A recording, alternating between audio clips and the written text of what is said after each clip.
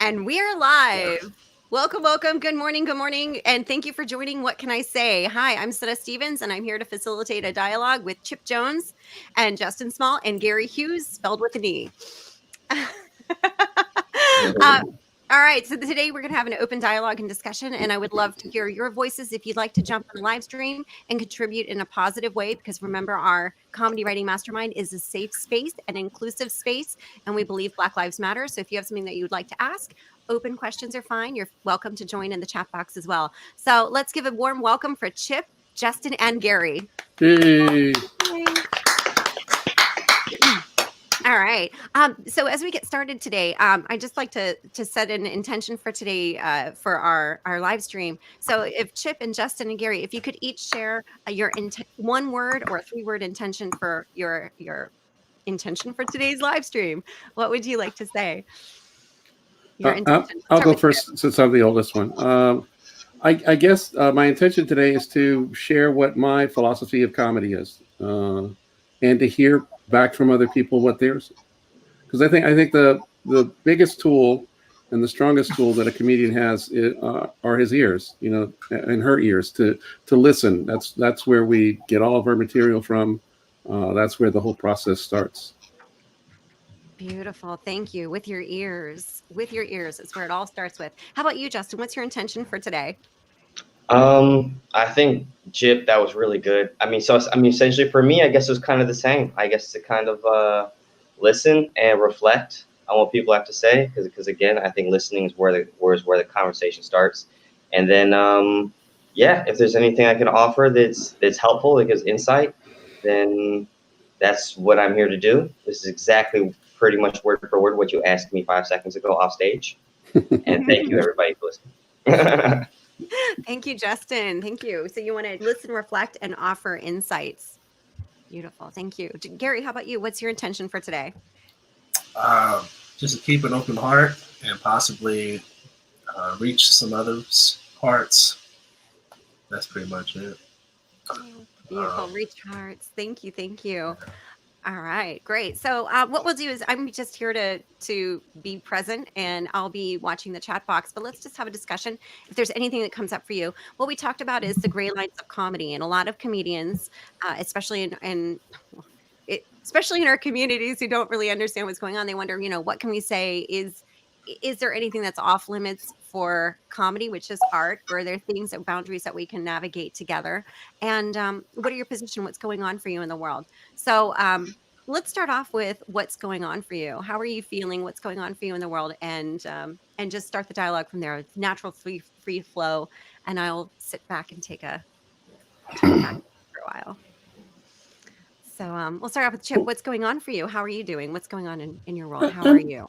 I am good. I am good, personally good. I mean, I think like most Americans, I'm watching what's unfolding, and wondering what we're going to look like when we get on the other side of this.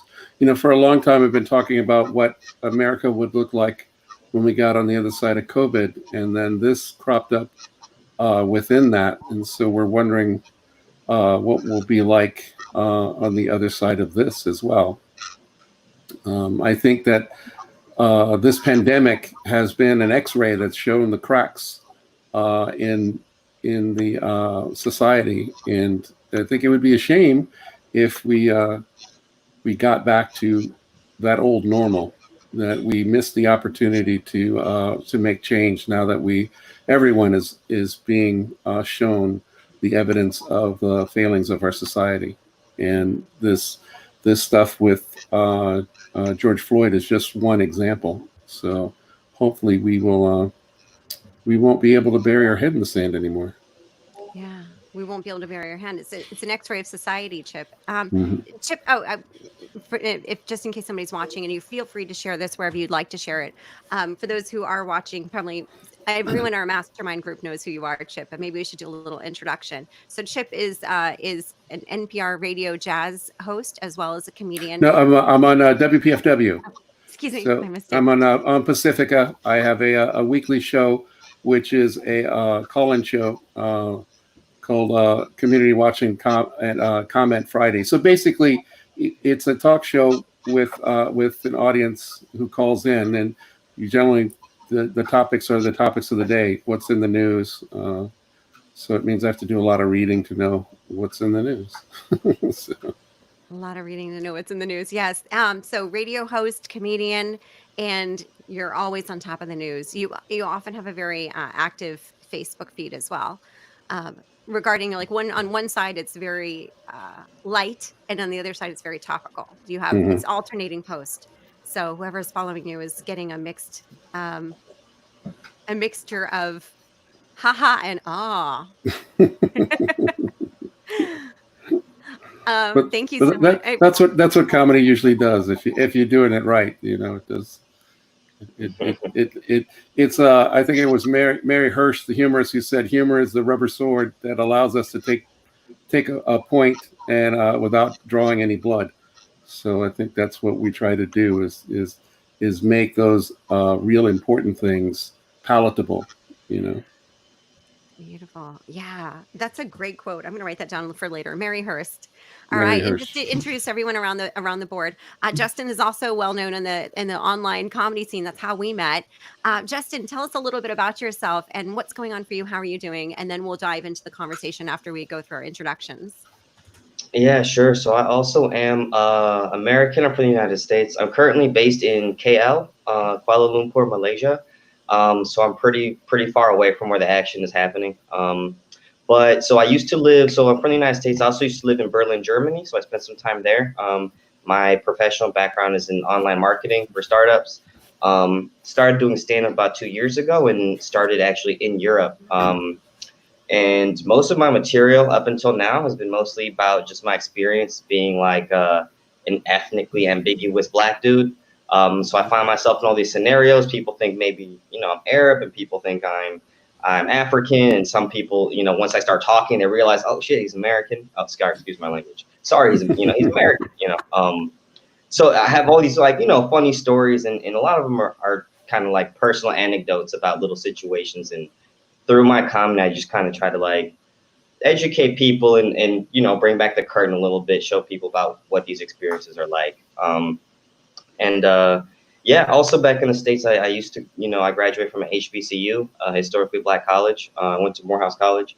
So I, when I do walk through the world, I also try to bring with me like, a certain like intellectual or like understanding about like Afrocentrism and I guess like the like as I was saying earlier, to kind of take, help people take a peek behind the curtain and understand like what this life experience is like, at least for me, and what I can explain about it, what it's like for other people too of African descent.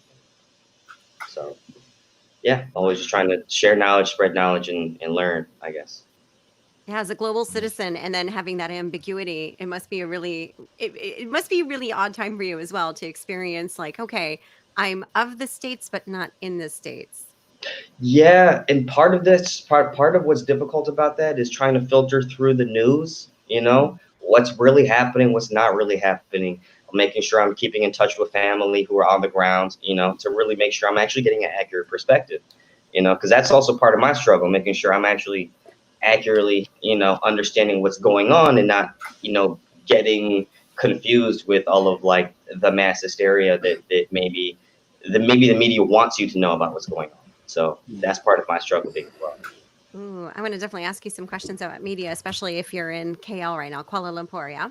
Mm-hmm. Yeah, sure. Yeah. Okay, we would definitely come back to that. Thank you, Justin. All right, Gary, tell us. Gary and I became friends through Nico, who's the founder of Displaced Comedians, Yeah. and I'm super excited to be with Gary today. Gary, tell us a little bit about yourself. Yeah, appreciate it. Thanks for having me. I'm from Oakland. I'm from Oakland, California. I'm here in San Francisco right now. Yeah, I do stand up, and I've been doing it for about like probably 9 years. It's a love-hate relationship, and I'm a theater major, so act, and I want to do it all, a little bit of everything. Just kind of just trying to just hone my skills, see what happens. That's pretty much me. I'm a complex person, but on the surface, I'm just a bland person.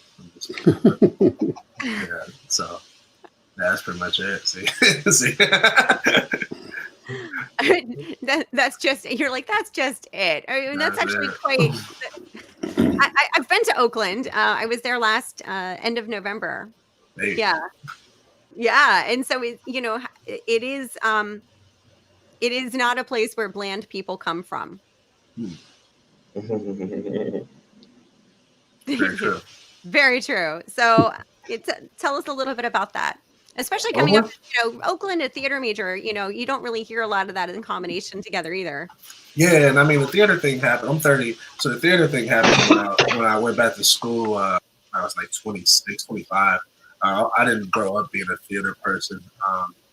But yeah, growing up in Oakland was cool, man. I had a great time. My childhood was amazing. It's a hood like everywhere else, and I did a mix of everything.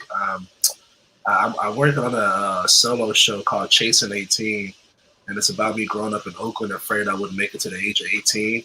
And it has a little bit of everything in it, heartfelt, just comedic, just showing my mind state, where I was at. And I'm not speaking for everybody in Oakland, but that's just like, it was just one of them elephants in the rooms of like, we wonder if we gonna make it past this age, but nobody never said nothing out loud. You just check your homies and y'all still have that conversation like, hey, where y'all want to be from 5 years from now? But no one ever says like, yo, I probably won't even be here 5 years from now. So, but Oakland is beautiful. Oakland is beautiful. I love Oakland. Obviously, it's being mad gentrified, so the white people know about Oakland. They love it. So I just want to put that out there that people be scared of Oakland. Oakland's a great place. It's a wonderful place. So Oakland's great. Big shots. That's great. That's Hisashi Saito who said that. It's very nice. Oakland is very nice. Yeah. It's very nice. I mean, he's like, I'm bland. Yeah, so I have a show called Chasing 18. I have a show called Chasing. Oh yeah, okay. Because I didn't think I was going to make it to 18, but I live a relatively bland life. Right. Nothing exciting happening there. Great, thank you. Yeah, no problem.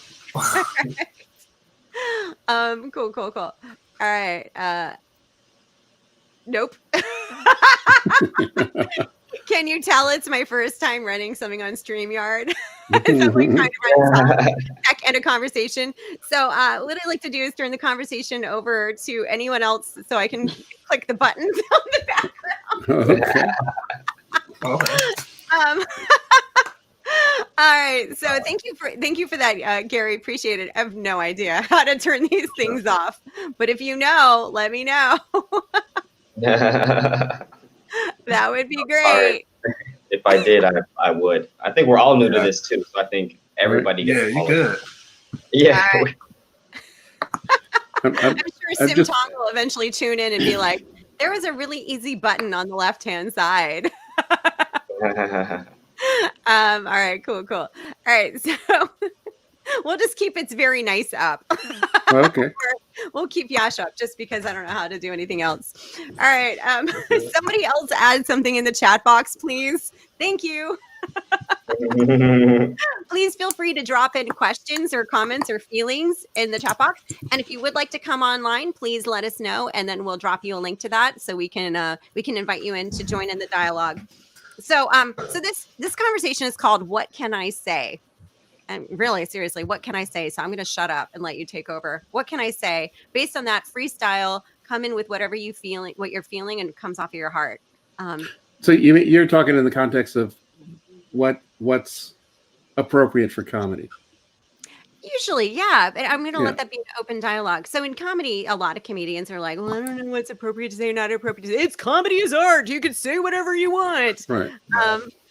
So, and it's not that there's one right way or one wrong way. It's all a matter of perspective. And so let's open up the dialogue. So what can I say? So I think you can say anything. I think that any topic is fair game for comedy. I think it's all in how you handle it. I mean, there's some subjects I say they're like dynamite and they need an expert to handle them. But I think any subject is worthy of comedy. For me, I'm always looking to see what's the power dynamic. Where's the punch? Are you punching up or are you punching down? Um, and if you're punching down into stereotypes, I think that number one, I don't think they're that funny, and I don't think they're what comedy is really about. Some of the best comedy comes from people who have been marginalized. Once they start taking the stage and taking the mic and start presenting the world from their view, that's where audience members start to have a change of mind. They start to learn a different perspective, and it's in a safe space of laughter. So I think that's what makes it so powerful. Mm. Chip, in your sets, you have I've heard one of your sets, or we've discussed this behind the scenes a couple days ago, Mm-hmm. and you're the way that you bring up the racial divide in your sets has Mm-hmm. impact on two levels. You have one group who's like ha ha ha, and one group is like ha ha ha ha ha. Right, right. Um, Yeah, tell it's us that about thing that. that Dave Chappelle talks about doing jokes where you can tell that the audience are laughing from a different place in their heart, and that's going to happen. I mean, that's going to happen. But your goal is that hopefully those people that are laughing from the darker side of their heart will change. There's a funny story about Chris Rock. Chris Rock did this whole bit about black people and niggers, and how, black people, we just want to get rid of niggers, and he goes through the difference between a black person and being a nigger. And we generally understood that as being satire, but it got picked up by the alt-right. I mean, they embraced this idea, of the stereotypical things that niggers do. And it's got to be okay because Chris Rock is saying it. And at Mm. first you're like, "Oh, that's really offensive," and Chris Rock got a lot of pushback on it. But if you dig deeper on that, you have to admire the fact that here are these white supremacists who are now quoting a black man. They are giving away the authority to a black person on this subject, something they would never do, And though it's coming from a dark place, hopefully, they would come back to him and start to be softened around their edges. I mean, one of the guys who's had the most success dealing with KKK members is a black man who actually engages in conversations with them, over years of time, because it took years to build up these white supremacists from childhood to manhood, and it's going to take time to bring them back down. So, like I say, comedy is a way of engaging in a safe space, even on hard subjects and even with hard people. So. Mm. I noticed that, Chip. That's really fascinating. I noticed that Justin and Gary have two different reactions to what you're saying at different points. Um, so I'd love to hear from the reaction and response from that point, as well as for those of us who are in the comedy world or not in the comedy world. We want to know what is satire and what is punch up and punch down versus, and how is that relevant in what you can say in comedy. So go ahead, Justin and Gary. Yeah, sure. I guess so. From my perspective, like where I agree with Chip. I think that generally, I mean, yeah, I think anything's fair game. I think what stands apart is, and of course, like, so one thing I want to say for everybody out there is that not all black people think the same. Not all black people have the same. We don't react to the same things. We don't have the same upbringings. Among us, we are a very diverse people. We have different belief systems. We have different, like, we're very, very, very diverse, right? So where I agree with Chip is like, yes, I think anything goes. I think my style of humor, personally, I think stereotypes are hilarious. I think there is a place for them in comedy, but I think there's a difference. And I had mentioned this to you before, Soness, but there's a difference between, a joke that is let's put them on a spectrum. There are jokes that are well written and insightful, right? And there are jokes that are hacky, in the middle. And on the end, there are jokes that are just disrespectful. And I think all of that is welcome. But at the same time, I think we can all agree that there's a certain sect of people that really appreciate the well-written, the insightful stuff, even if it is kind of just already, in your face, like stereotypes. I think the difference between something that's disrespectful and something that's not is the level of like respect and care that you put into it. I think something that's well-written is probably well understood, or well researched. And I think, when people, let's take just like the common case of, let's say, like, a white guy telling, a joke about Black culture or something. I think we can tell when someone does their due diligence of understanding the nuances in something. When you don't, it's also apparent, and we can tell. And, I don't think it's up to anybody to, like, point fingers or say you're this or that kind of person. But I think that if that's the lane that you want to take, if you do want to talk about things like race, I think it would behoove you to open a book or talk to, extend yourself, towards the people that you're talking about. So what you're talking about. When you deliver these jokes, they feel you, instead of, reject you. They really feel you and they embrace you. Because I love when people talk about Black culture, but when they get it right,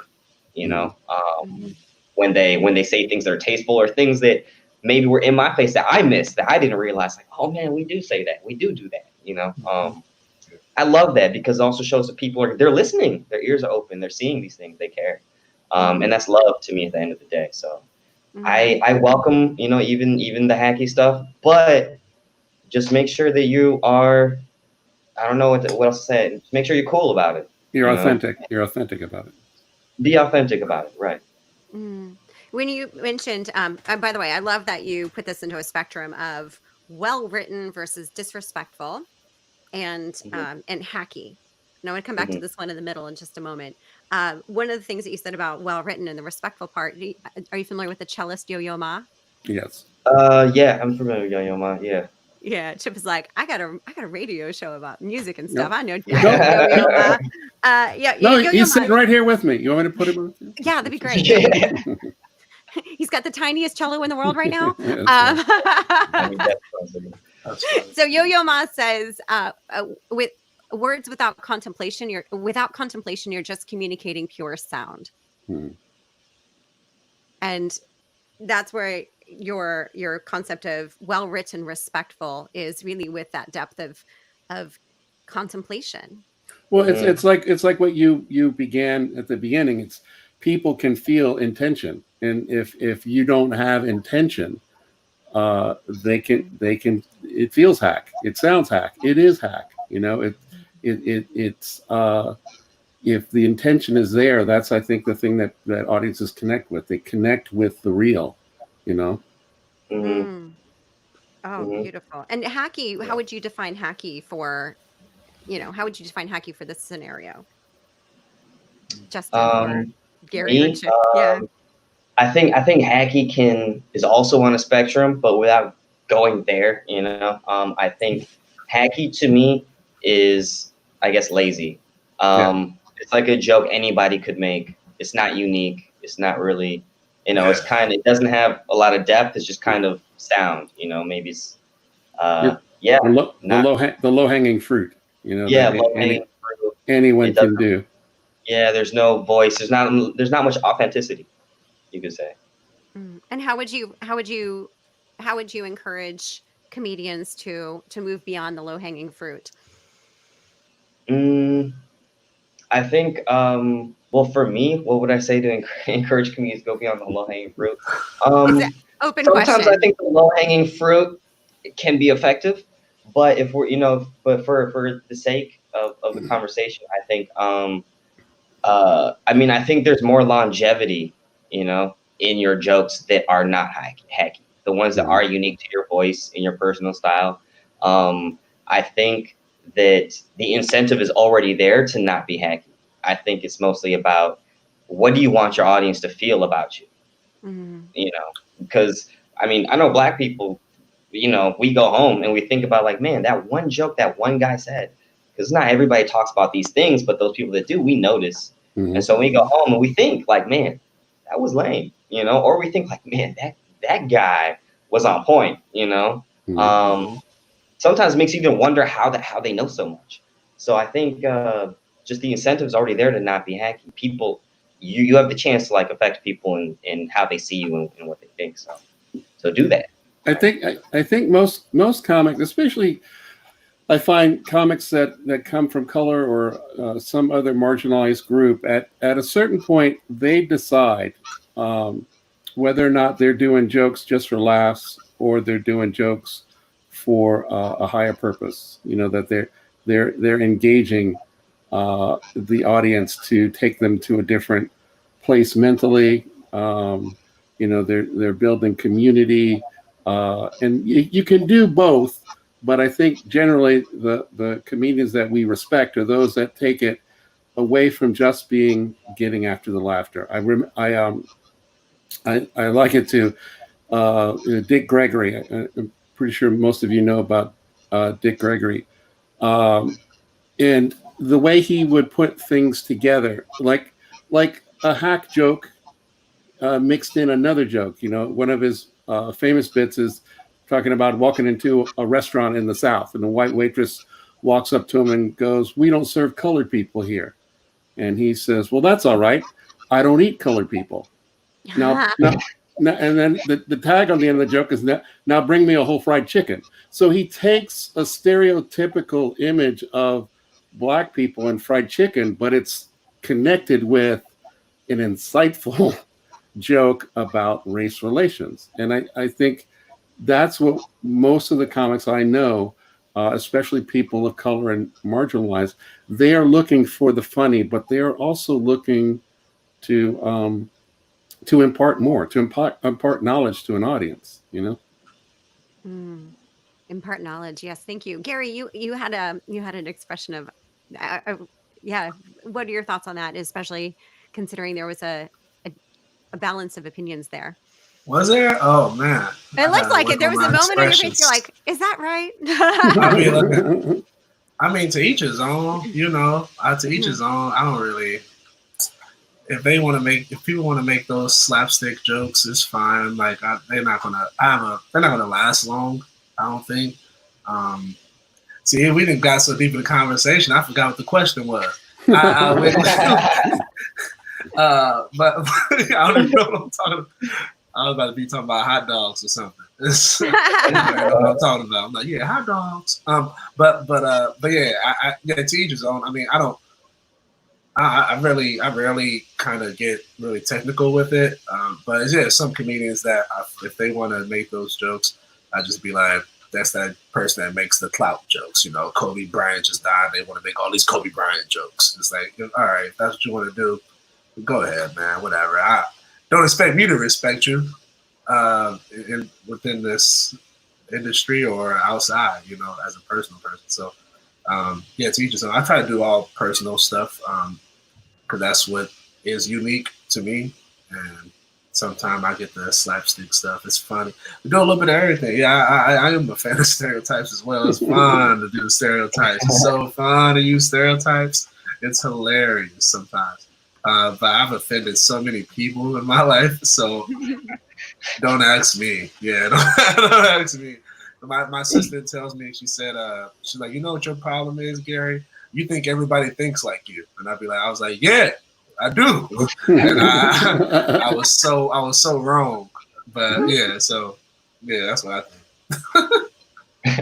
So, Gary, what is the spectrum? And like, how do you know when you've hit your limit on the stereotype or your borderline on that? Me? Besides your sister calling you out and saying, "What?" Yeah, me. If I write a joke, it's like stereotype. Oh, how do I know? I usually if someone else could come up with it, I've been doing it for quite some time, so now I know if it's like a great minds think alike or if it's just these average mind jokes. So I just kind of don't. I just don't make them, you know. Yeah, I kind of don't make them. There's a lot of stuff I write in my book, so I don't get writer's block. But it's a lot of stuff that I've never said on stage. It's just in the book, just so I don't get writer's block. So I make them in my mind or on the paper, but I don't say them out loud. Yeah. How do you decide which ones to say aloud? First of all, I want to acknowledge you for your, like write it down, because not everything needs to be said. Yeah. And, understanding, oh, wow, if I limit myself here, I won't be able to create something better later. Right. How do you determine what comes off of the page and onto the stage?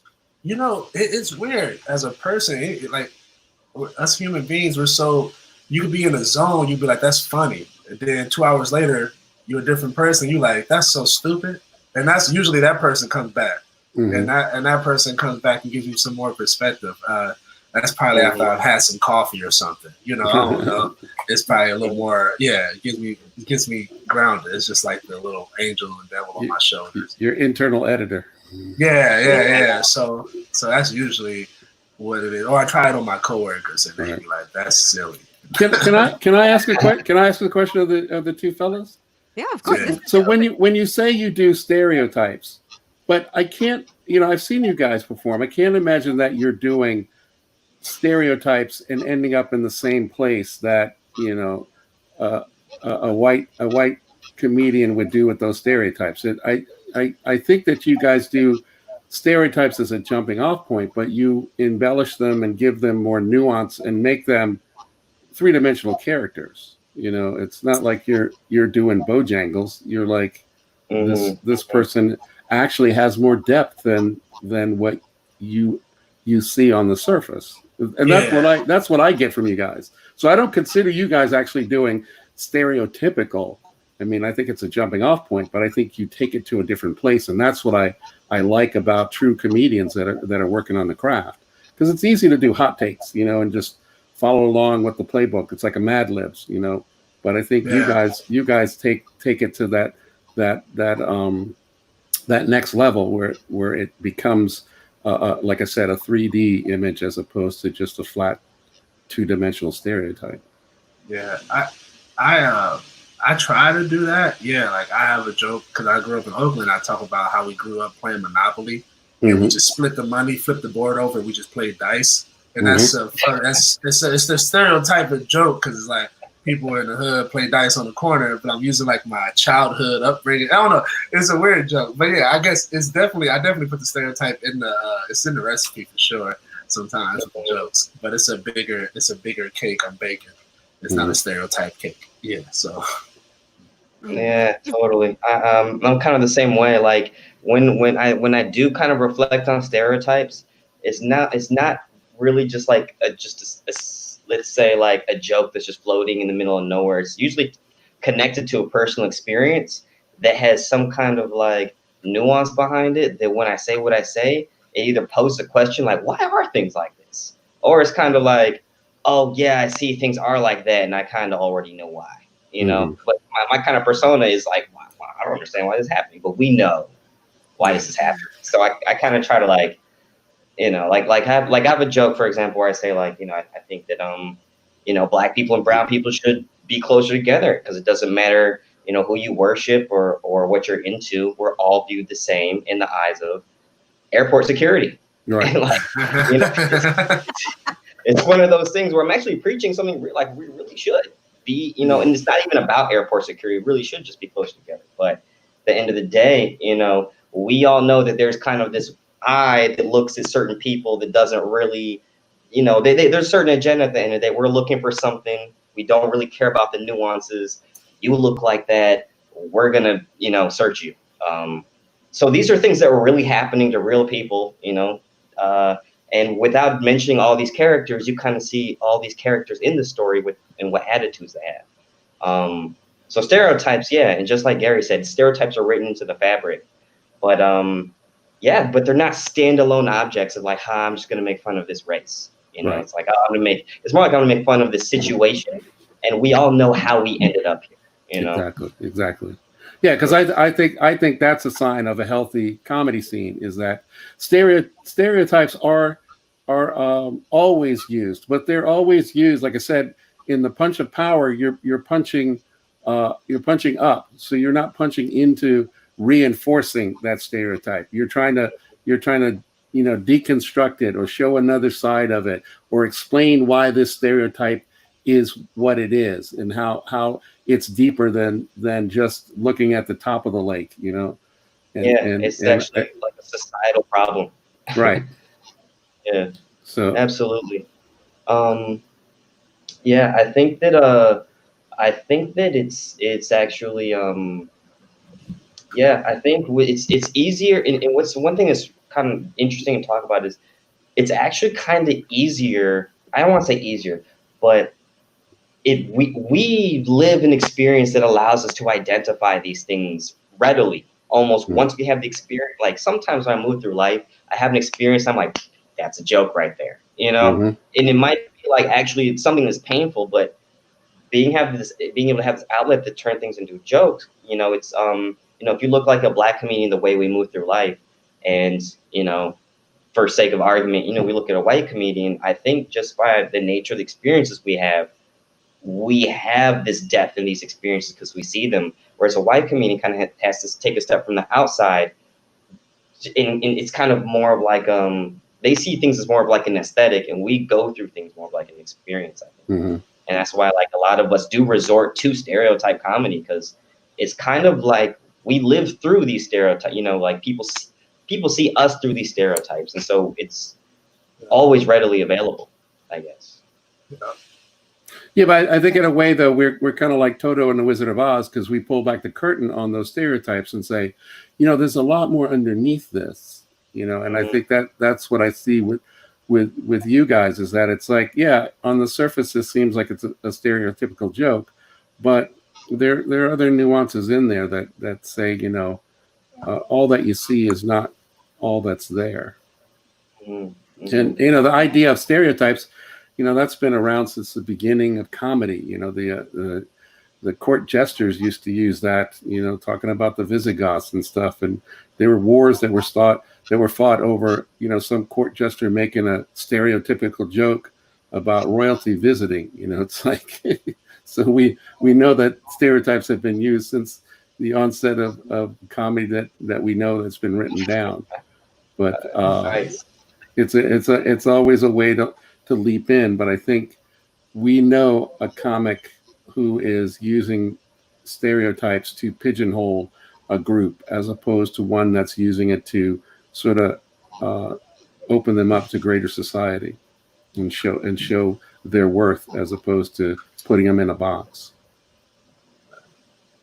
Mm-hmm. Mm-hmm. Agreed. Tell me more about aesthetics versus living through, Justin.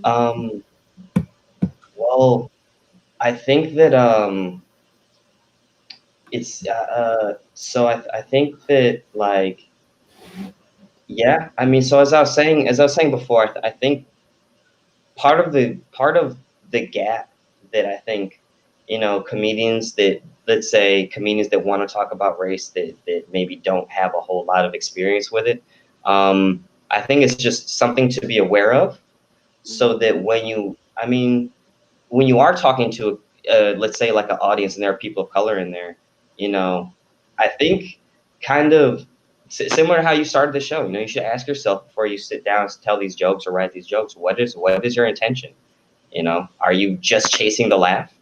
And I think there are, certain, let's say like consequences, you should think about, am I just chasing the laugh? If so, these people might laugh and these people might not. And I think you should just be aware.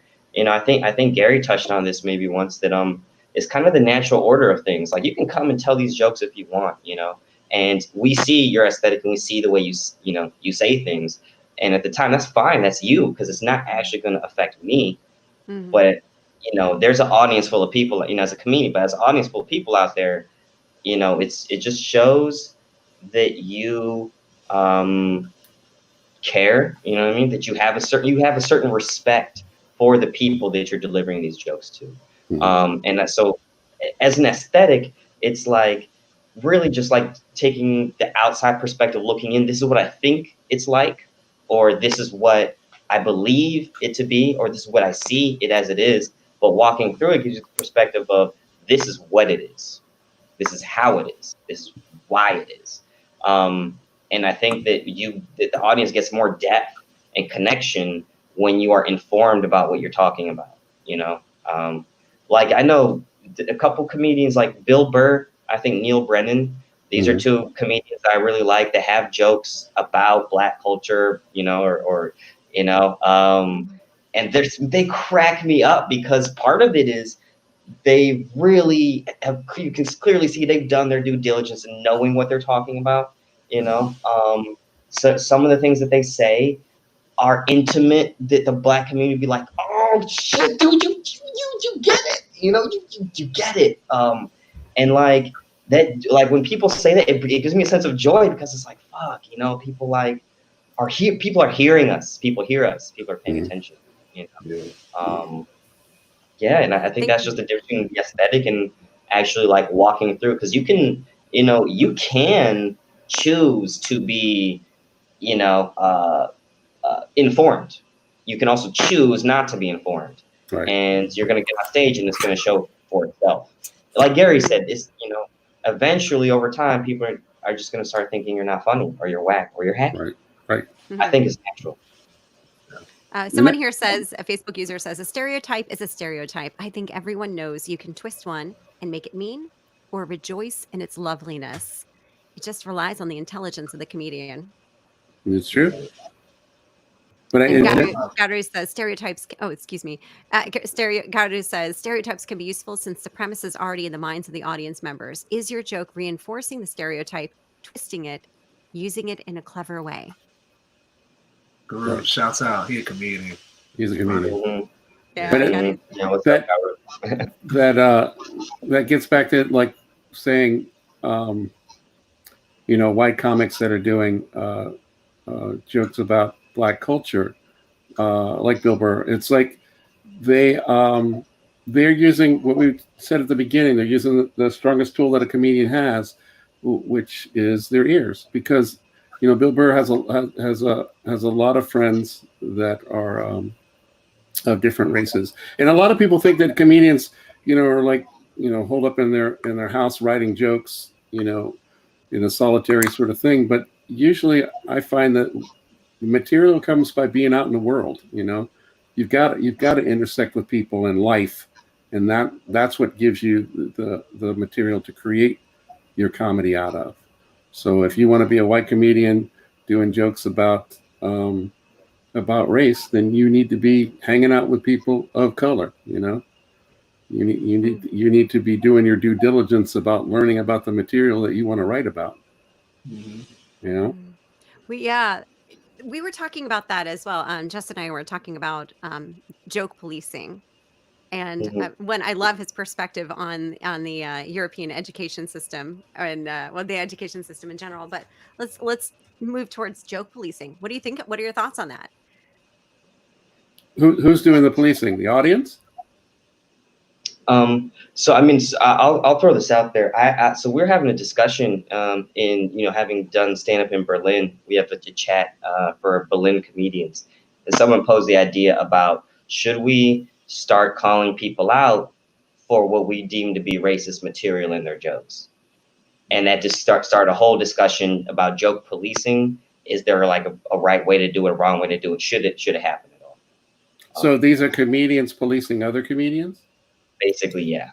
Yeah. See, I think the audience should be the ultimate arbiter on whether or not a joke is out of bounds, because a lot of times it's the comedians that are on the edge that are pushing the envelope, that are also pushing society. And I think that it's ultimately the audience that's going to decide whether or not that has gone in a wrong direction. I mean, you have certainly examples of people that are audiences that are looking for a specific sort of racist type of humor. I don't think they're gonna have the comedians that are going to be looking to be policed by other comedians anyhow. So I think the whole premise falls apart that the audience should be the one that decides. Yeah. I mean, it depends on if it's one of them open mics. You know, them open mics where it's just all comics, Mm-hmm. and this person always says this racist jokes. Then I'd definitely be like, I'd definitely be policing their jokes, and it's so like I'm being one-sided. Like I'm not even being fair with it. But hey, I'm only human, so I am a hypocrite. And yeah, I'll be like, yo, that offended me. And stop saying that for my cousins come down here. Yeah, I don't know. It depends. It depends. But I'm open to. I'm always open to suggestions from comics. If I'm not trying to offend no one individually or their background or whatever. So if I say anything that's offensive, then just let me know and I'll reword it. But yeah. Mm-hmm. Yeah, I agree with both standpoints. I think that so I may have said some things that offended people, but I would also kind of, I don't want to say like that freedom, to offend, but that freedom to mess up and try it again, because I'm not trying to offend anybody, but whoops, my bad. Maybe that premise needs to be a little more clear or something. But and it's funny because I never really actually had that issue till I moved to Asia. Because living in the West, it's mostly like, black people, white people, y'all know what I mean, right? Mm-hmm. And I'm in Asia, and I'm, I say some things about Asians, and some people are like, what are you? And I'm like, oh, I thought we were like all on the same team. I thought I'm black. You know what I mean? I love everybody. But people don't know that. There's not a lot of black people. Like people, this is Asia, not Asians that grew up in the West. So. There's a couple times I think I offended some people, but I also ask for that freedom to be able to, my bad, I'm listening though, let me rework my stuff. So I think it's important that we have that. And so, you can, anybody can bring their racist ass to the stage. I think that's cool, but I think where we're trying to go, I think is the most important part. And again, like Gary said, is a good point. Is this an open mic? You know what I mean? Or is this like a showcase? Because an open mic, it kind of goes with the territory. People do this wild stuff. Yeah, people. Yeah, and I think if we start limiting people and what they can say, then I think we start getting into sticky territory. Because who gets the chance to say what? And if it's a room full of white people, who gets to be hey, that's race, who gets to be the one to, how do we, right? I think it starts to get sticky. So I think people should police their own jokes and just be open, because if you say something racist, someone like Gary might be like, yo, what's up with that? So if that's where you want to go, be ready. I told a joke actually about being mistaken for a refugee. Because it's like Europe, this whole refugee crisis. People think I'm from like Ethiopia or like North Africa sometimes. And I told this joke about this lady bringing me food, and I took the food and I'm like, thank you. Then I realized like she thought I was a refugee. She's trying to feed me. And someone after this show was like, yo, I'm from Syria.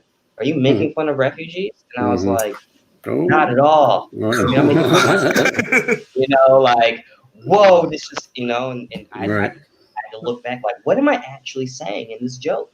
And I looked at it and I asked him, is anything I said offensive? He said a little bit. And I was like, all right, that's a little bit good, because you're a little bit offended, which isn't so bad. But at the same time, I understand why you asked me about my intentions, because it's a hot, it was an issue at the time, And so, yeah, I mean, anybody can be capable of saying something that they weren't really trying to say. So I think it just makes sense to really just listen to yourself and listen to the audience. I think Chipp said this, the audience is going to be the number one jury at the end of the day. Right. Because if you break up the word knowledge, it's know and ledge. And sometimes you don't know until you actually step off that ledge that you've actually done something that's offensive. It's like you got to be able to have that freedom to find out where the jump off point is. Man, I love older people. They know how to just take a word, syllable, and break that thing, separate that. They're like, oh, I Yo, never Gary, thought same thing. I was like, man, dude, about older, that. man, Uh, old brothers Gary, just got some kind of knowledge that we're missing. You know what I mean? so Gary, yeah, so we just moved from racism to ageism. Oh, my bad. That's right. I was OG wise people, That's they right. wise. He does Very that to me all wise. the time. He's like, I do that too. why are you still up? Shouldn't you be in bed now? What's up? Oh man. Sorry. Garu asks, should comedians be held responsible for the various interpretations of their jokes? For example, a sarcastic joke about racism might be seen as being racist itself or reinforcing racist beliefs. Yeah, I don't know. It depends on the culture, I guess. I mean, if somebody could tell you, yeah, no, I don't think so. Not for, I don't know. I'll let y'all say it. I think on it. I think you can. I think you can explain your intent, but I think you have to take responsibility for what you wrote. And you know, that's not to say that you should be held accountable in any way. You know, I'm sure there were Nazis that watched Schindler's List that thought, oh, this is not an uplifting story. So it's like, you know, it's like, you know, you put your stuff out there, and hopefully people will be like-minded. And if they're not, then you can try to explain, you know, where you were coming from. But if they don't accept it, then that's another one of those things where the marketplace will decide whether or not, you know, where the balance is. You know, if only a small group of people misunderstood you, then maybe it's not an issue. But if, you know, it's 50-50 or higher, then maybe you need to rethink the way you presented that position, you know? That's interesting that you say that. I have this, I have a question. I have this bit, which I no longer take out anymore. I've taken it out twice. Really, really worked on it. And I've lived in 5 different countries, so I speak smatterings of 5 different languages. And after the set, I was called out by, and they're Asian languages. So I was called out by some white guys for being racist. And you shouldn't be making up languages like that. I was like, what? Like, you think I'm making up these words? I cannot take that bit out because every time I've done it, I've had some white guy come up and be like, that's really not funny to make fun of things like that. That's funny. No, that, see, to me, like, that's no, these are real words. that's a joke in and of itself. White guys stepping up to be offended about you making fun of an Arab language or something. It's like, really? Are you the guys that are in charge of making sure that Middle Eastern people aren't upset about jokes? No. Like, It wasn't even Middle Eastern. It was Chinese, Japanese, Thai, and Malay, and Malaysian, and English was my other language. right. And it was a joke literally about an airplane being my chance to study languages, Mhm. you know, from the announcements. And it was just like, you know, oh, wow, we passed that one. I got that one correct because I can say ladies and gentlemen in every language around the world. I've been on so many stages. But, you know, it's like, that was not the full joke, but that was like, I'm not making up these words. They're like, you're just making up words. All right. So like I said, what I would think about is extending that joke out to include that. You know, you do this joke, and then, you know, this joke is kind of funny sometimes because I have these white people that always come up and hit me up about this joke is offensive, you know, and I'm like, white guys telling me about, you know, Asian languages? Like, dude, come on, imperialism's over. You guys don't control them anymore. It's like, you know, if they want to come up and say I'm doing something wrong, give them the chance, you know? It's like, yeah, I think it's less racist and more sexist because, you know, it's fine for a white guy to move to Asia and learn a language, but not okay for a white woman to move to Asia and learn languages. Well, I have Asian fetish as well. right. My husband is Japanese. Maybe that's the way you tag it, is that it's not about racism, it's about sexism, because they believe that there's no way this white woman would have learned these Asian languages. It's like, really? A woman can't learn Asian languages?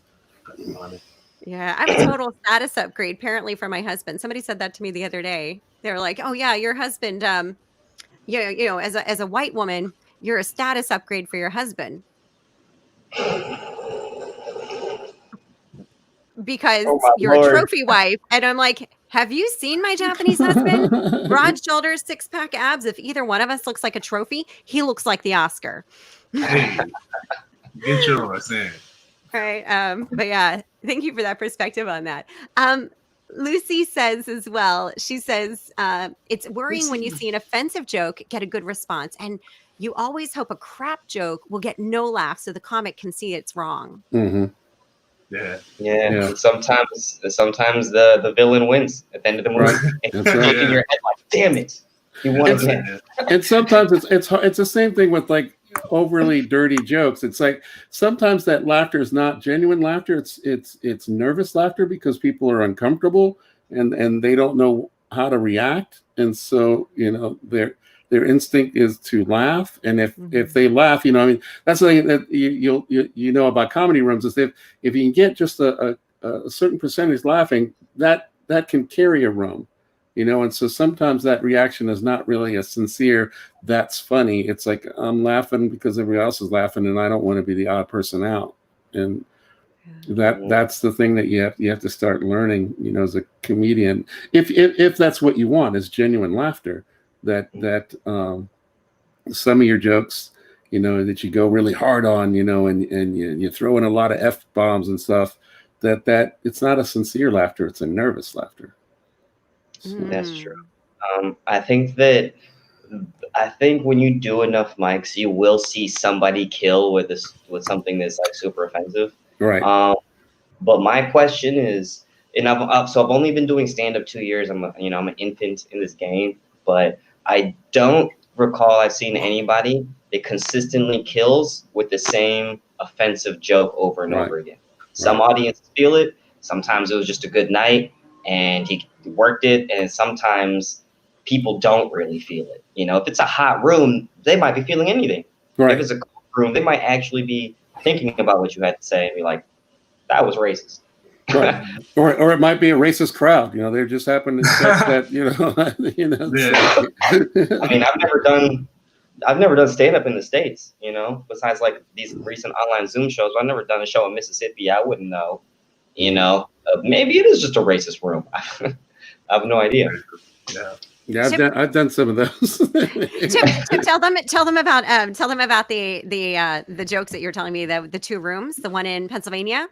Well, one of my bits that I do is called Slavery Card. The premise is that Black people, we need some kind of validation from the society, and some kind of, they're not going to give us reparations. They'd give us like a day, like an apology for Slavery Day. But as soon as I say that, because once that becomes a holiday, then like Hallmark would start making cards, right? And I could see my white friends and coworkers sending me these crazy cards. Like I get a card that says, "Hey, I'm sorry about slavery." I open the card up and it says it was a cotton picking shame. And I'm like, oh, really? Really? And so I have a couple more cards that I do in that vein. And I remember doing a show in this backwoods town in Pennsylvania, like a biker bar that had just been converted over to doing comedy. A lot of the clientele were still bikers, and so they're there. And it's like they're laughing at the jokes, but they're laughing from a different place. They're not seeing it as satire as so much as, man, I wish I could get those cards because I know that guy at work. I would really like to throw that down on his it's like this is uncomfortable. So sometimes you get a racist room and or somebody who's like-minded with the racist comedian. So Yeah. I love this question here. And by the way, I'm glad that people are coming on and asking questions. And it's okay if you don't have your profile picture up. That's totally cool. Because this is a safe space and we want to be able to create that. And as well, feel free to mute we yourself, won't unmute track you yourself. down and find out who you are and dox you or anything. I was barely able to start a live stream today. The chances of me tracking you down are pretty slim. Like I added this to the calendar. It did great. Okay. So this person asks, what's your take on reverse racism jokes where you poke fun and things about your race, but other races can't? Oh, that's fine. That's fine. Yeah, that's right. Done. Yeah, I think it's always safe to make fun of a group that you're in. I mean, it's the group dynamic of self-deprecation. So I think you're always safe if you're poking fun of a group that you're in.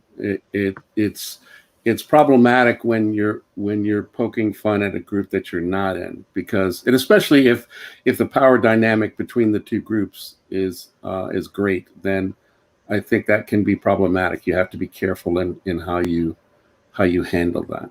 But if you're part of that group, then I think it gives you license to speak, for that group as you see it. So And I you think that's mentioned it. license to speak if you're part. Oh, excuse me. I was gonna say, and that's also gets to the point, I think, between sort of hack jokes and sort of real comedians, because real comedians are presenting stuff, I think, from a point of view, their point of view. They're not writing a joke that's just hacky laughter. It's like, this is how I see it.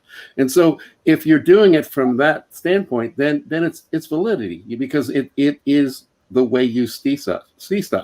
If you're writing a joke just to be funny that doesn't have a point of view to it, then I think that joke is more up to criticism, because it's not authentic. There's not a nugget of truth from your perspective in it. So.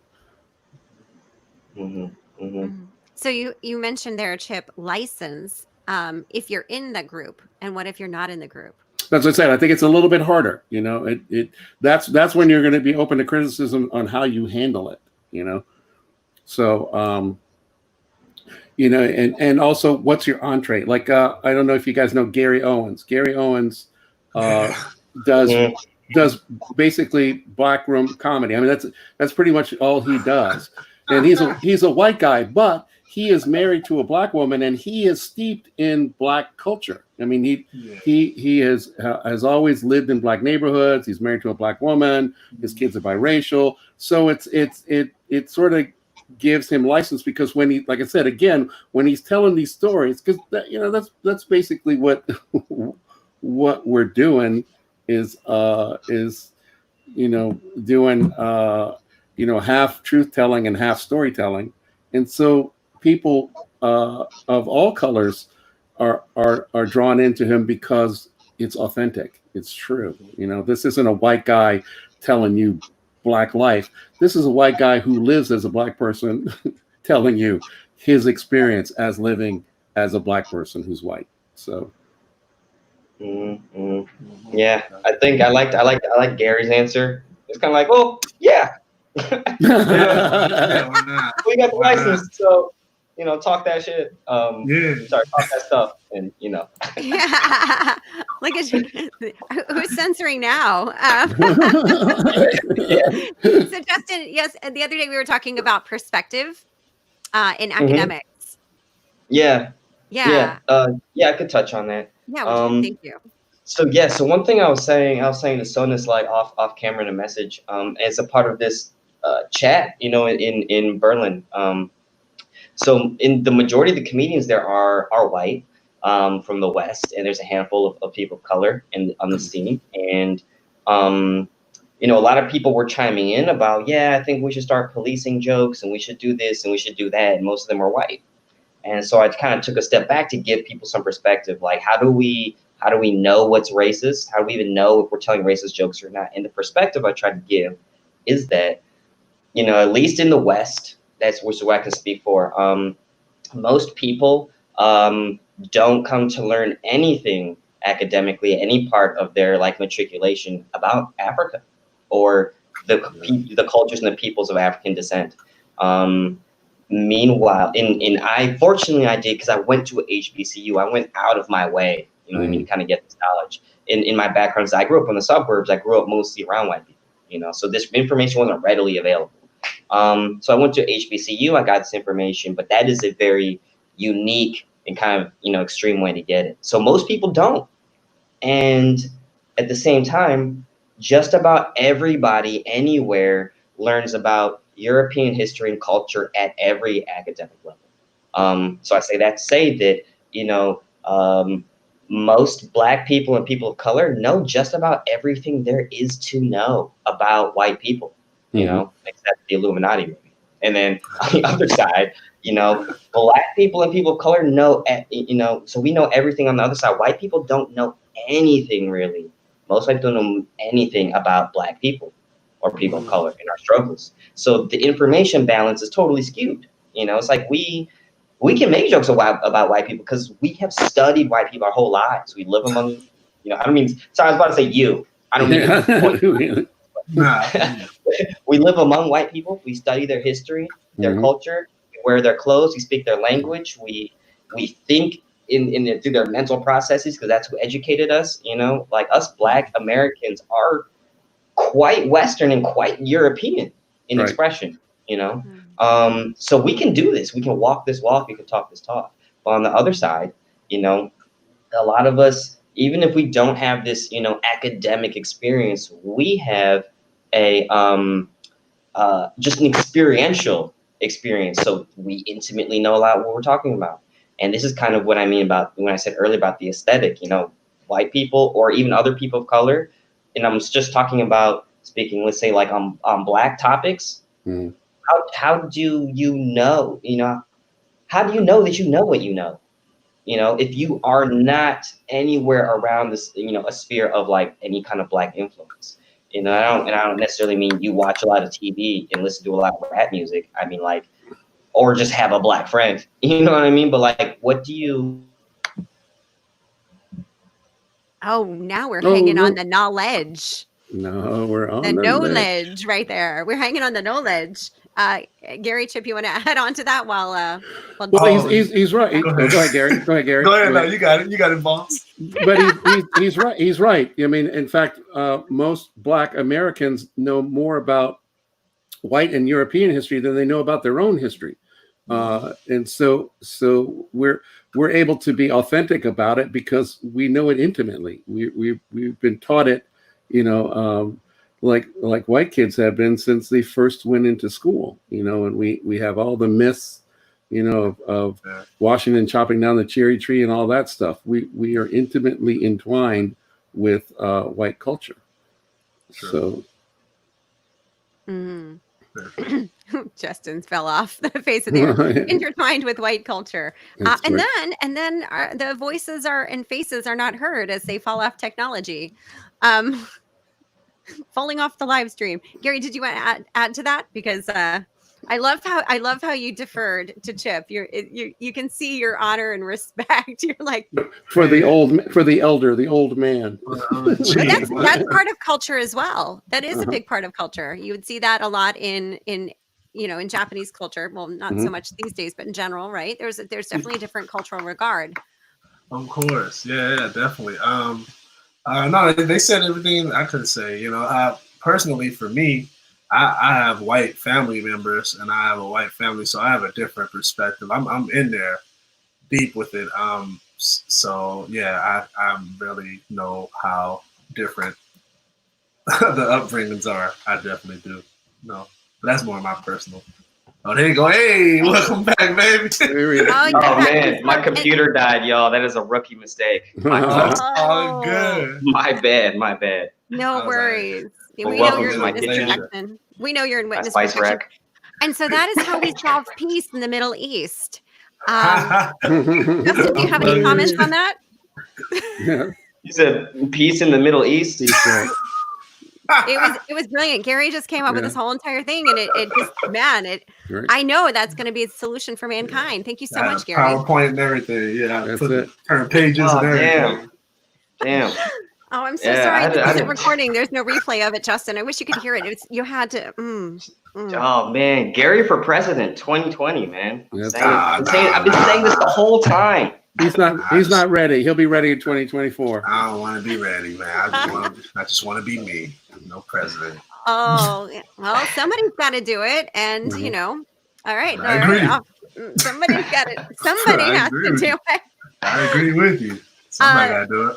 There was something here. Someone said, I was in a mic earlier today, all white room, and it was uncomfortable as hell to hear some of my peers get upset that they can't do their racist material anymore. That's got to be so hard. I mean, I really, really feel for those people not being able to. Right. What?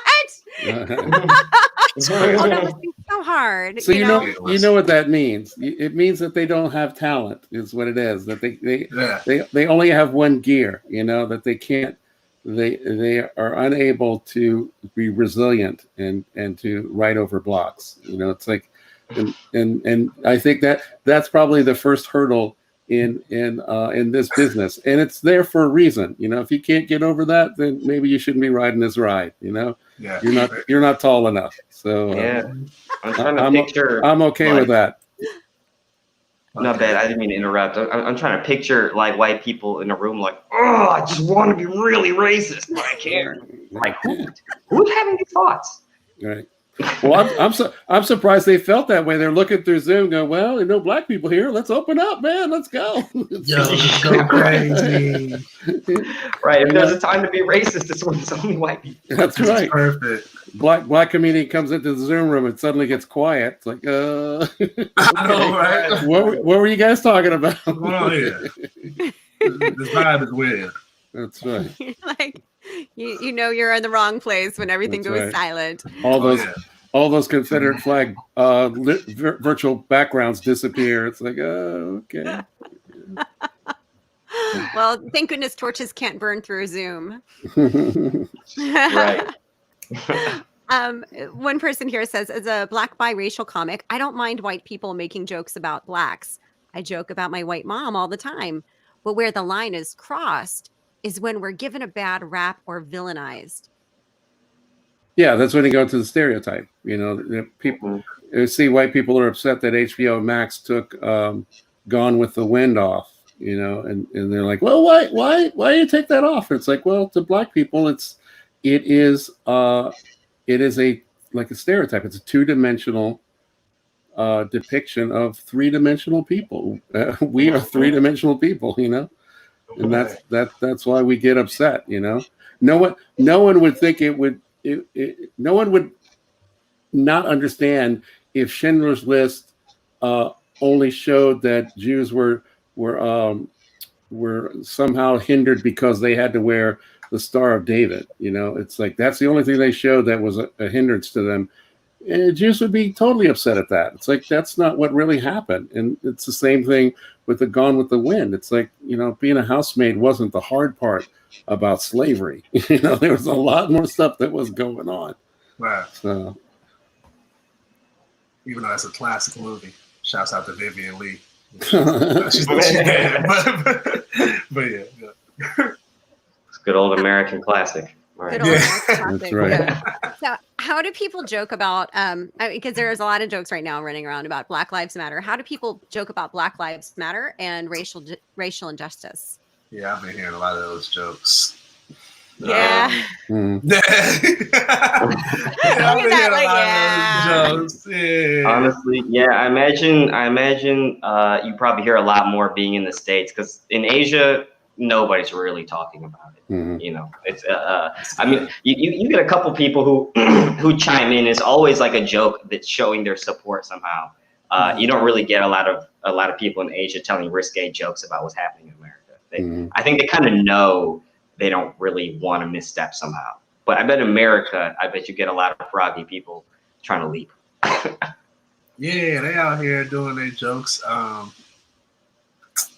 It is what it is. I mean, Right. it's a wave. People are riding this trend. I'm kind of skeptical of the support. It's kind. I mean, I'm a little skeptical of it because it's out the blue, and I've been living my life, and then back to Chipp's life, and people back to his life. So for it to be out the blue, I'm like, what is this like? Because it's the summertime, and you just got out of school, and you ain't got no job, and you just want to be outside, and you trying to tan up. What you trying to do? What's going on here? So I'm kind of skeptical about it. Yeah, I'm never in a place where everybody agrees with me. If everybody agrees with me, I leave that room. So I'm a little skeptical. But yeah, they make good jokes. Yeah. I think that's. Oh, go ahead. I'm sorry. Continue, man. Continue. No, you go ahead.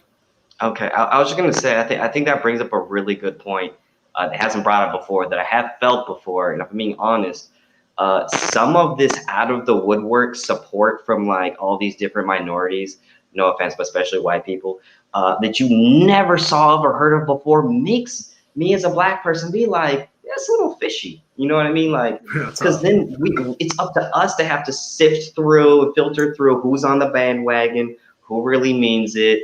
You know what I mean? Who, and because it's like some people like Black Lives Matter. It's like, really? You? You know what I mean? I had no idea, before, but now everybody's so passionately about it. It's kind of like, where was all of this before? Like I'm not gonna lie, as a black dude, you gotta look at people a little bit sideways, because you just know by pure numbers it can't all be genuine.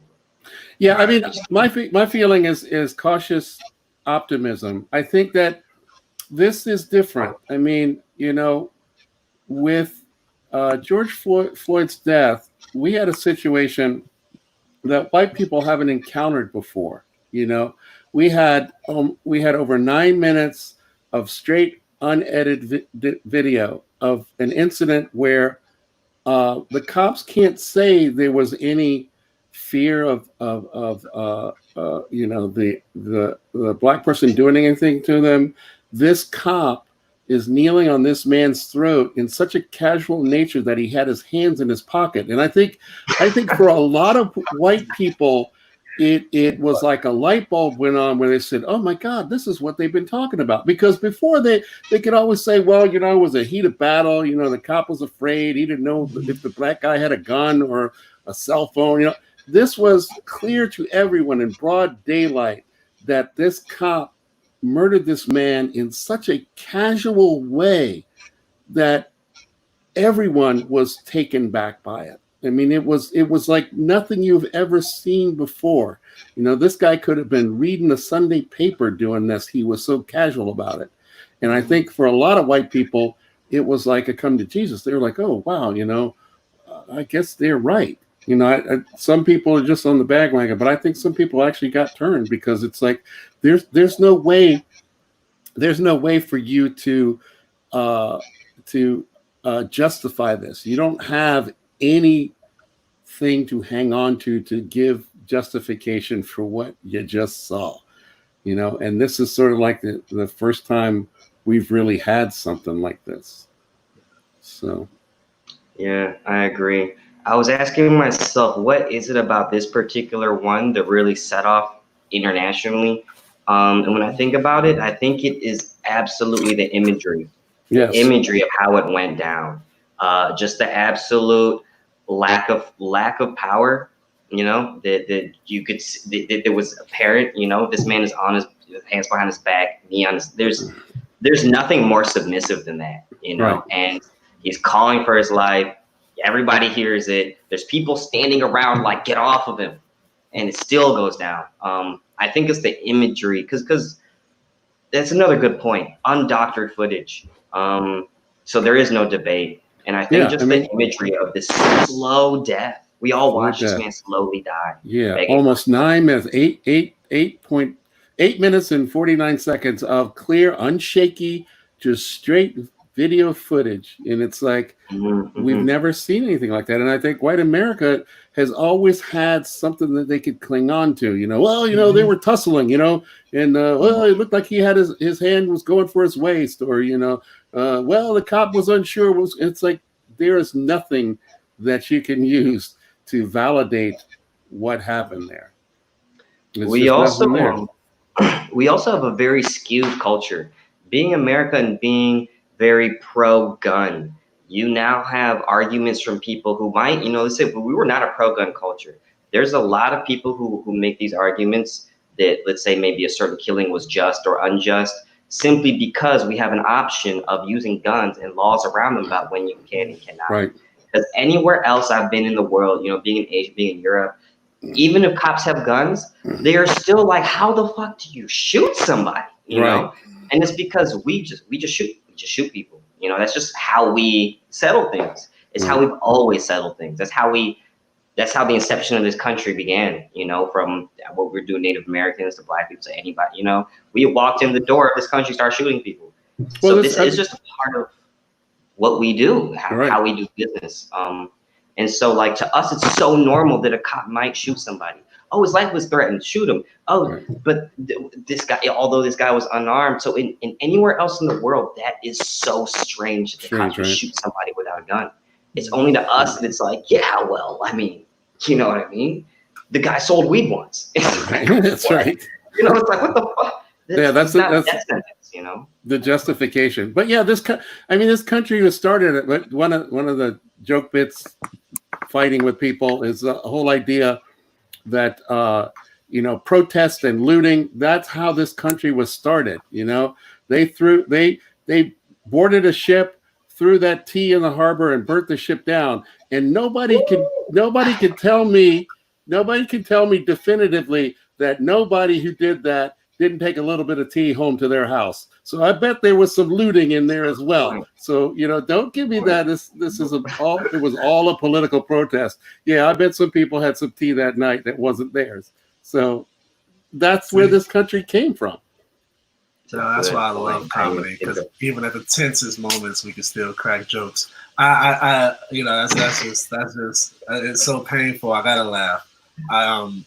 But also, I also just want to say I do like for this whole movement, this BLM movement, that other nations are addressing their stereotype of their racism in their country as well. They're taking that momentum and they're addressing their own country and reform with the police and how they treat minorities. So yeah, I do like that too. I like that. That's very cool.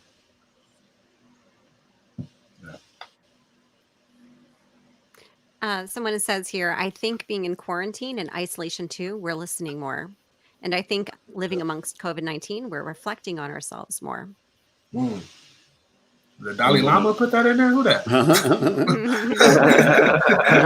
that is the one and only Facebook user. That's probably too, because after everyone watched Tiger King, there was nothing else to focus on. So, right? That's I think there's definitely some truth to that, though. Yeah, it's true. I didn't really think about it. It's like I've had that thought before. I guess I never really realized that might actually be influencing why people. Because that's another thing. Everybody's at home now too. Not just that we're listening more. More of us are at home. It's like, so I don't know what it's like in the States, but I imagine George Floyd's all over TV, all over the media, and now you're at home. More people have been on TV and on their TV, on their phones more often. You probably see more than you typically would if you're at work. Oh yes, 8 hours a day. So yeah, you're probably forced to see these images all the time. I'll tell you how intense it is. You turn on any channel, and if you're watching any of the news channels, you're going to see something about George Floyd and not see anything about Corona. So CNN has quit keeping up. It used to have a frame within their shows that would show you what the numbers on COVID are. They don't even do that anymore. Everything is about this, about BLM, about protest. So they're not even tracking, what the virus is doing now. So that's crazy. Yeah. Very true. Yeah, man. You never thought that something was going to usurp COVID-19 in the headlines. Well, that's the whole thing, man. 2020. It's like as soon as you think, oh man, nothing else could happen. 2020 is like, hold my beer. Let me show you. I'll get you something else. I'll get you something else. I saw something that was like racism versus COVID. And that's right. Yeah, I would hate to be like, oh, we almost changed like gun laws, but then COVID happened and so we stopped and slowed down on that. Yeah, so it is what it is. Do you think this will affect gun laws? You're talking about gun laws. Oh man, I've been talking about it. Don't even listen. I don't think it will substantially, because what most jurisdictions are talking about now is defunding the police and putting that resources into something else. So that's going to give people impetus that they feel, oh, they're going to have less cops, so I need to defend myself. So people are going to feel like they should have a gun. So the gun lobby is just going to be more entrenched, Yeah. A lot of people are confused about. Oh, excuse me. A lot of people are confused about the term of defunding the police, and I'll let you describe that. But it's It's really interesting to see how people don't understand what that means. It means reallocating the resource. Because if you think about what's happened in America, is we started with social services and police and fire and all that stuff, and then we've slowly been putting things on the police plate, like dealing with mental illness, dealing with the homeless. So once you started putting stuff on their plate, then they need to hire more cops to do that. And so they needed more money. And then we would take that money from social services. So now what we're saying is, well, wait a minute. Why don't we give that money back to social services and take those things off the police plate? Because, a homeless guy doesn't really need help from a guy who's carrying a gun, whose first instinct is one of oppression and using that weapon. Every hammer sees everything as a nail. They need someone who deals with that kind of social service. So what we're trying to do is we're trying to segment the jobs that the police have been doing now, dealing with mental illness, and saying, rather than send a guy with a gun, let's send somebody who's trained to handle this situation. And in that way, you need less cops. And if you need less cops, the upside of that is cops can be pickier now. It's like, oh, I don't need as many police, so I can choose to take these guys who have bachelor's degrees or who have education in law and justice, as opposed to just taking anybody. So you also get better cops as a result of that. Yeah, that'd be cool. I have nothing to add to that. And there's a misconception, though. A lot of people are running around the internet and saying, oh, no, we're not going to have anybody on our police force anymore because they're defunding the police, versus the reality of, does the police really need military grade weapons? There are six resource officers, police in high schools in America that have rocket launchers. Now, when is a high school resource officer going to need a rocket launcher? And the other problem that you have with the militarization with police, this program that's called 1033, a lot of the language in there is a use it or lose it. So these cops have to use these weapons at least once in a year, or it gets taken away from them. So they have an incentive to use these things, as opposed to, never being Barney Fife and never pulling their weapon. These guys, they got to use it or they lose it. That's incredible. So these resource officers in high schools have rocket launchers. Yeah, I had no idea Elon Musk was a resource officer. Yeah, that's right. So how else are we going to get out of this mess? Right. To the moon and never back again. But people who are confused about it, you can just go to the BLM website and they explain it pretty clearly on what defunding the police is. It's not about getting rid of them. It's about having an appropriate police force and an appropriate social services group to take care of those things that you don't want a guy showing up with a gun to try to handle, because that's not what's needed.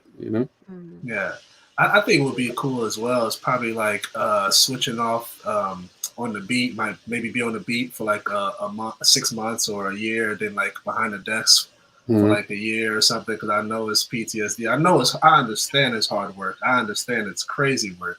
But I also understand that you're only there because you saw the billboard of 80,000 a year and a K9. I get it that you're there for the money and the power. But you're not there because your heart you really like want to be a police. Those people are not here anymore that really want to be a police officer coming from the war and like being a neighborhood policeman. Those people aren't here anymore. So I think a lot of people start out that way, but the culture of the police, it changes you so that either you change with it or you move out. I mean, this whole warrior training that they do, where they basically say that you are not protecting and serving, you are in a war with your citizens, and you've got to be able to take into your heart the idea that you will take someone's life. They are trained to be warriors, and that's not what the police force is. And then that's the main reason we have posse comitatus, where we're talking about Trump bringing in active duty army to come in and police the streets, is that's not the mindset. An army is trained to overcome an opposition, and your fellow citizens aren't your opposition. And that's what's become a problem with the police department, is they've been, to a certain extent, they've been trained, and now with all this militarization, they have the same weapons as an army. So it doesn't work, you know. It's and for not the first time, people are seeing it. Yeah, in it's action. not They're protecting seeing the and videos, serving. seeing the news. Yeah, I mean, you look at the news and it's like, okay, here's a point where everybody's got their eyes on the police, and yet they are ramping up. You know, they are shoving old people to the ground. You know, they're macing people who are just yelling at them. And it's like, you would think in this heightened visual inspection of them, they would pull it back a little, but they're not. They're going the next level up, and it's like, wait a minute, you know, they're beating, you know, peaceful protesters. You got the president having federal forces tear gas, you know, protesters so he can take a picture. It's all out of whack, and I think for a lot of people now, they've never seen anything like this, and they're starting to realize, well, you know, Black people have been talking about this stuff for a long time, and it looks like it's real. So, yeah, I'm trying to tell you, man. I know. It's like, see, I told you, see. What does it have to take, man? Yeah. Okay, so let's tell some jokes. All right. Let's tell some jokes. Well, you know, the only reason I wanted to go back on what Gary said, the only reason I ever wanted to become a police officer is because of the canine unit he mentioned. I like dogs. People love dogs. People love dogs. Yeah. Oh, and I do want to mention what Kelly said. Kelly said, the one with the deep quote, as a Canadian, we have so much work to do. We're a racist country, but we do the, oh, we're not as bad as America thing all the time. It's got to stop. And I get that, Kelly. You know, I live in Japan, and racism doesn't exist here because they're only Japanese people. You know? No, I've never experienced not being allowed to eat at a restaurant or being asked to leave as an immigrant. I feel like that must be awkward. It's not awkward. It's looking for the infuriating. racism. Yeah, That's right. it's like, how do you find that? Oh, I wouldn't know where I wouldn't know if my neighbors were racist because I don't get invited to the barbecue 3 years That's in a right. row. They don't talk to you. Yeah. I think Chip said something the other day. Chip, what was it? Because I brought in the wrong potato salad. That's right. Yeah, Raisins yeah. She had raisins in her potato salad. So they're like, no. Yeah. White people and potato salad. Don't bring over the immigrant. She doesn't eat. Yeah, she eats gluten free. They wouldn't know I eat gluten free. They've never had a conversation with me beyond, will you teach my children English? I'm like, I'm not an English teacher. Yeah, that's great. Your husband is what? What does your husband do? He's an engineer. Oh my goodness. Fantastic. An engineer. I have always wanted a bridge. Could he just build me a bridge? That would be fantastic. Please one of them. All right. So yeah, Kelly, I appreciate what you're saying. Yeah, it is time, you know, and we all got to look at it. We all have bias. Every single one of us. I know I do. We all do. And one of my speakers, Kelly Charles Collins, she gave the TEDx talk, The Bystander Effect, Why Some People Act and Others Don't. And by the way, it's a powerful, powerful talk. Have you seen it yet? Yeah. No. Oh, thank you, Chip. What do you think of it?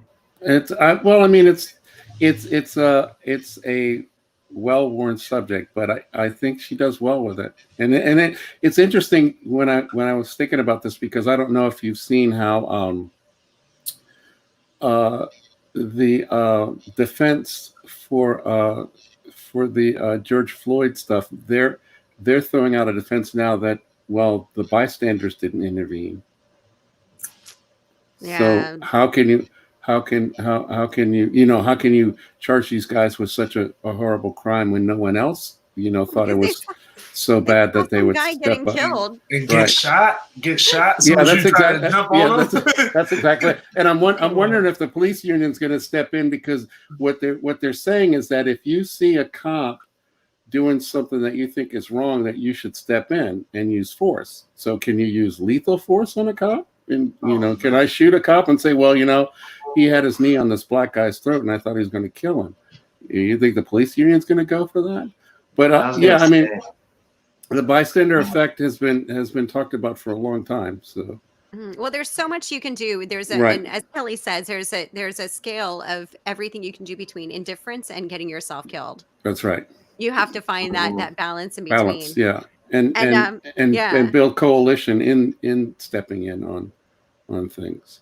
build coalition on that. Yeah, and it is time. It is time for us to stand up. Stand up, speak up, and act up. That's her Hmm. phrase within her Yeah, talk. And my mom actually used to date a cop, and she used to give me a lot of insights about what was going on with in these organizations, and because of course he would explain to her, and she told me that. So when you hear oh yeah, there's just a few bad apples, just a couple bad eggs in the basket or whatever, which may be the case.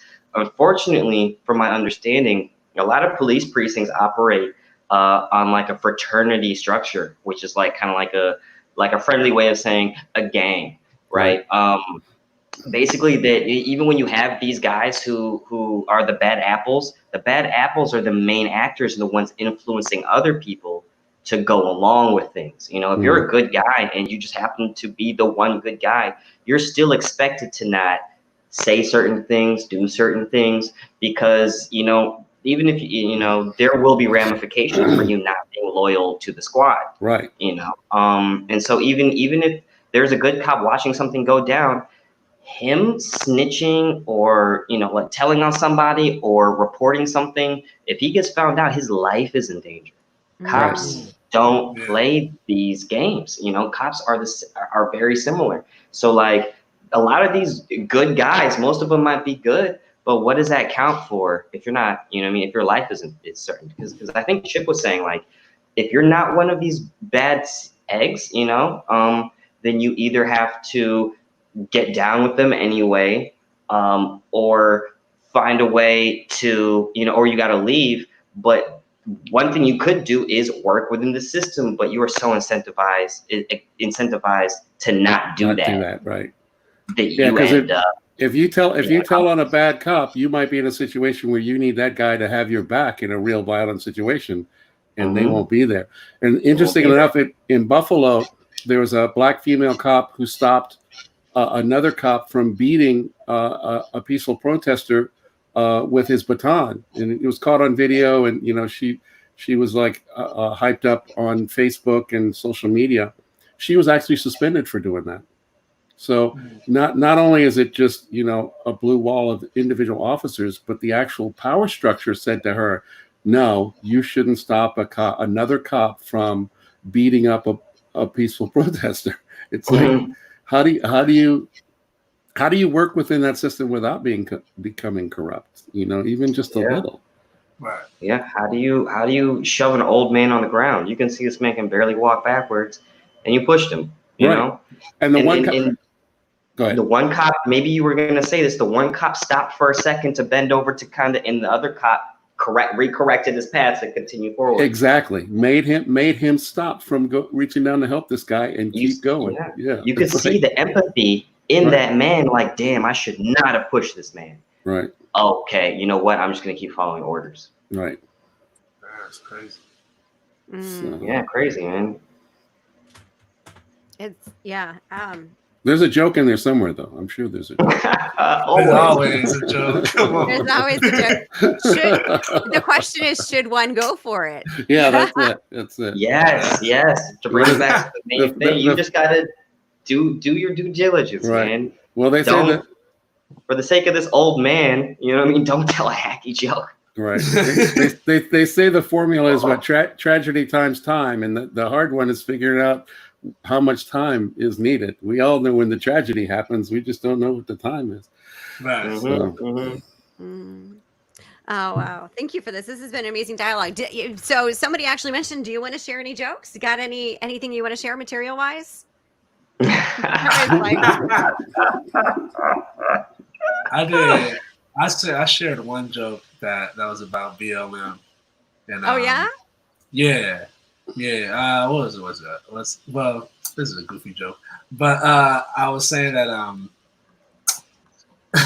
don't know if I should get all sexual with this, but I was saying that now if I have sex with a woman, I'm not sure if it's because of the Black Lives Matter movement or quarantine thirst. And it was like depending on your answer, depends on if I cry in the bed or not. And that was pretty much my stupid BLM joke. Yeah, it's so stupid. It's so goofy. But yeah. I like that COVID versus BLM idea. That's Yeah, right. it's crazy. Right. It's like a Marvel movie, right? You got to figure out which side you're on. It's Capcom. Yeah. So yeah, go ahead. Oh, go ahead, man. Sorry. I have just been sort of, doing the news stuff. So, doing jokes like, people were amazed, New York looters were taking Uber to loot, and I'm like, but, how are you going to get a 60-inch plasma screen through the turnstiles at the subway? I mean, come on. you need a car. And then I was watching video of looters, and I saw this woman come out of the store, and she had like just a single bottle of off-brand laundry detergent. And I'm just like, I guess peer pressure looting is really a thing. I mean, she's in there and everybody's like, Black Lives Matter, steal something. Okay, I'll just take this detergent. It's like, okay, I don't really need anything, but I'll take this. And then right. And then it's like, I feel like she's worse for being a bandwagoner. Right, she's just on the bandwagon. And then it grocery list. And then it finished up with Twitter now has decided that, rightfully so, that they're going to fact check Trump's tweets, which I think is really cool. Except now his tweets are huge, and I'm just glad I have that 60-inch plasma screen now to watch them on. So.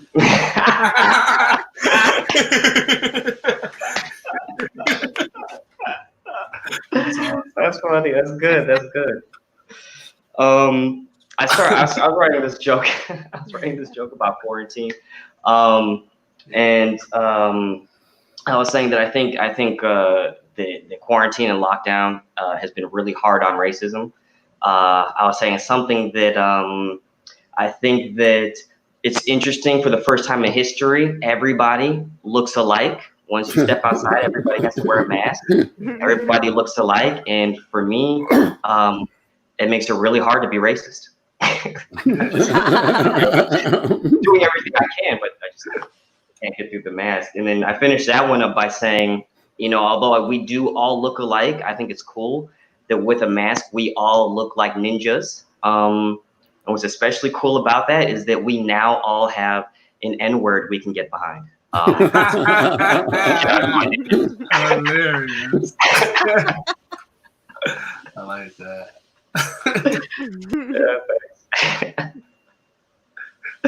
Yeah, good times, man. Good stuff. Good stuff. All right, yeah. Gary, you got one. This is your chance to shine. Me? Yeah. Oh, this is okay. Yeah. All right. I try another one. Because there's no like MLK or no Malcolm X to make sure the message is solid across the nation.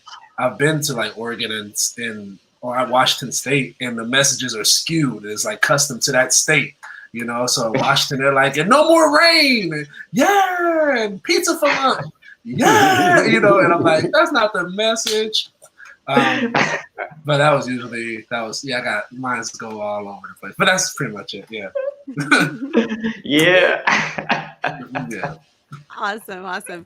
I'm so glad. How do you feel about today's conversation? Do you feel like you've been able to make today we start off with our intention, open ears and reflect?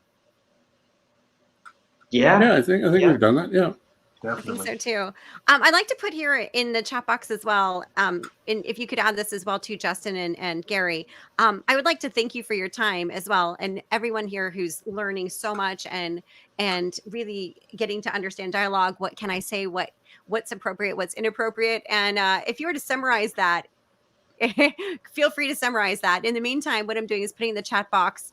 If you have a PayPal, feel free to support Chipp, Justin, and Gary in their PayPal. If you're living abroad, of course, most people in the States have Venmo, but most people who live abroad do not have. Well, you can't download these apps from the American store. So, Justin and Gary, can you drop your links in the chat box, please, or you can send them over yeah, to sure. me. Thank you. I think drop them in the private chat. I think that's what I have to Oh. do. Yeah, that's And a great then question. I just figured out how to hide a banner like literally 30 seconds ago. I was like, how do I turn this banner off? Oh, that one, the button that says hide. And I was like, oh, that's great to know. Hey, learn as we go, learn as we go. I'll get better at this. I figured I would have put these at. Sorry. All right, no worries, no worries. There we go. Yeah, I don't even know where that went to, but that was great. Thanks for adding that. I'll just put it here. yeah, I just need 1 second. Thank you for adding that directly in there. I have Chipp's. I don't have Justin Gary's there. Oh, there it is. What do you know? Chipp, yes, I can hear you. That was a couple hours ago. That was a couple hours ago. And who is G for all of you? Yeah, that was me. That was Gary. All right. Yeah. Cool. Thank you. Thank you. Appreciate it. All right. So let's give some love for Chipp and Gary in the Venmo and PayPal if you have that. Gary, those of us who are watching from abroad will not be able to access Venmo whatsoever. Just letting you know. No problem. I'm not. You ain't gotta give me money. Yeah, just tell him to give it to me, and I'll make sure Gary gets it. Yeah, give it to Chipp. All right, Gary, feel free to put in one of your favorite organizations that you would like people to donate towards or make a fundraiser for. Maybe bail bonds. If you can put that in the chat box, that would be amazing. Dude, I thought you were making a joke. I was about to laugh so hard. I was like, I'm for real. I'm hopefully hosting an event next week where hopefully there'll be a fundraiser for bail bonds. So I think that's a huge area. Thank you so much for that. And Justin, did you drop yours in there as well? So not yet. I'm pulling up my link to my PayPal and I have to like log in and stuff. Okay, it's like, what's that link? I don't even know where I live on the internet. That's right. That's cool. That's cool. So today, if you were to summarize what people should take away from today in 3 points, what would you say about what can I say? Yeah, what can I say? Well, I mean, if this is going out to aspiring comedians, I think that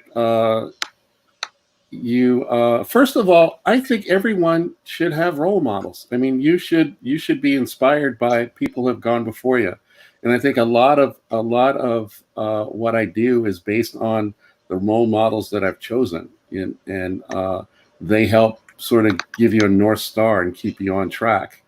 For me, Dick Gregory, mainly because I knew him and he was a friend, is one of my main comedic role models. And so I do political comedy, and I'm aware of where the power dynamic is because of having him as a role model. And I think as a comedian, you should always be seeking to learn. You should be reading. You should be spending your time in the world and understanding the world, and your material will be better. And then I think lastly, you should treat your comedy with kindness. That for me is sacrosanct. That I don't want to be a comedian who's known as a bully. I want people to feel sort of the genuine kindness in my heart through my humor. So, thank you, Chipp. Thank you. And your kindness always comes through. I know your material is light and it's also very edgy at the same time.